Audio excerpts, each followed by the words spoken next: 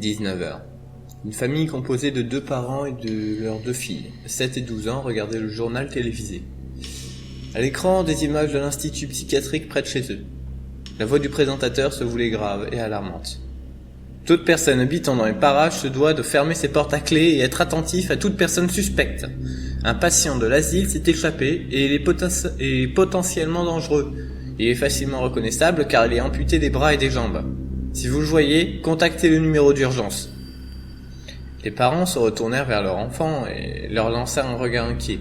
En effet, ils avaient prévu de coucher chez des amis et laisser les fillettes seules à la maison.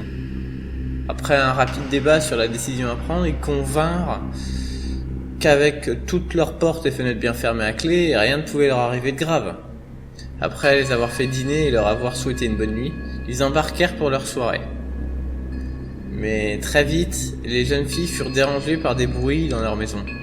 Bruit de portes grinçantes, le plancher qui craque, et un son très particulier, formant une mélodie dérangeante.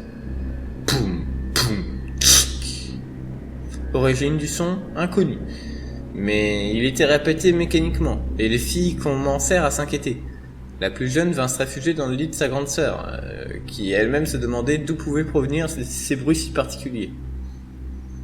Au bout d'une demi-heure, à l'entendre de temps en temps, elle laissa sa sœur endormie dans sa chambre et descendit doucement l'escalier.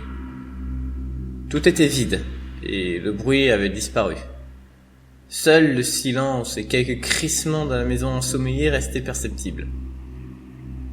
Hésitante, elle parcourut rapidement le rez-de-chaussée et courut rejoindre l'étage. Elle poussa la porte de sa chambre et étouffa un cri. Sa sœur baignait dans son propre sang. Affolée et sous le choc, elle se rendit compte que les bruits avaient repris. Poum, poum, tch, poum, poum, tch. De plus en plus fort, de plus en plus près, elle se retourna. Le patient dont la photo avait été affichée tout le long du journal télévisé était maintenant devant elle. Pas d'avant-bras, ni de jambes, mais des moignons au bout des coudes et des genoux. Il était à quelques mètres d'elle. Terrifiée, elle était paralysée. Il avança alors vers elle. Il posa ses coudes un à un sur le sol. Poum, poum, traîna son corps le long du carrelage. Il lui sourit. Le lendemain matin, les parents trouvèrent les cadavres de leurs enfants et appelèrent les secours.